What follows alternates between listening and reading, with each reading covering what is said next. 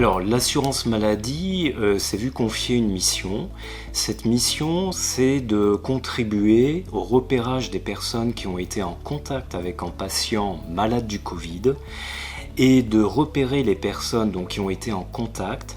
Il s'agit ensuite de les informer, d'évaluer les risques auxquels elles ont été potentiellement exposées et en cas de risque avéré, d'inviter les personnes à rester confinées chez elles et à passer en test auprès d'un laboratoire. Alors nous, en tant que brigade Covid, on intervient au niveau 2, c'est-à-dire qu'au niveau, on a les professionnels de santé et notamment les médecins qui vont détecter les personnes asymptomatiques ou non et qui vont les envoyer se faire dépister.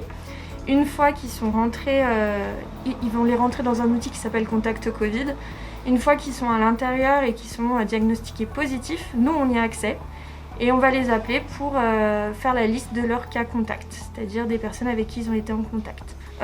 Généralement, l'entretien avec la personne, elle va durer entre 20 et 30 minutes, puisqu'on va aussi lui rappeler les mesures d'isolement qu'il faut qu'il respecte, le fait qu'il a le droit à des masques en pharmacie, voilà. Puis certainement, la personne a souvent des questions, des interrogations, et on est aussi là pour les rassurer, leur dire qu'on les accompagne dans ce moment-là et qu'ils ne sont pas non plus seuls.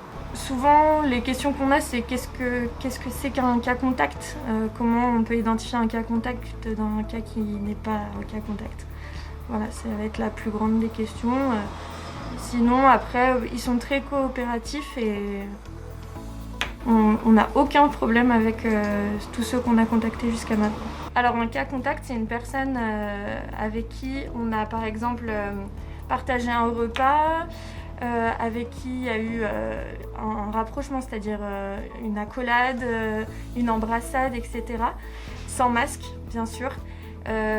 Avec qui on a été en face à face plus de 15 minutes, sans masque également, ou alors que l'un des deux avait un masque.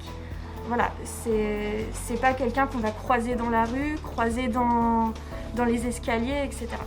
Et donc là, après, c'est votre travail de contacter ces personnes-là. Tout à fait, on va demander à ces personnes-là, qui ont contact, d'aller également se faire dépister, parce qu'ils peuvent potentiellement être porteurs du Covid. Au niveau de la caisse primaire de Savoie, on a 40 collaborateurs au total qui sont affectés sur la brigade Covid. Aujourd'hui, la charge de travail est moindre puisque, fort heureusement, on a quand même relativement peu de cas aujourd'hui de nouvelles personnes qui ont été détectées positives au Covid, donc c'est plutôt une bonne nouvelle.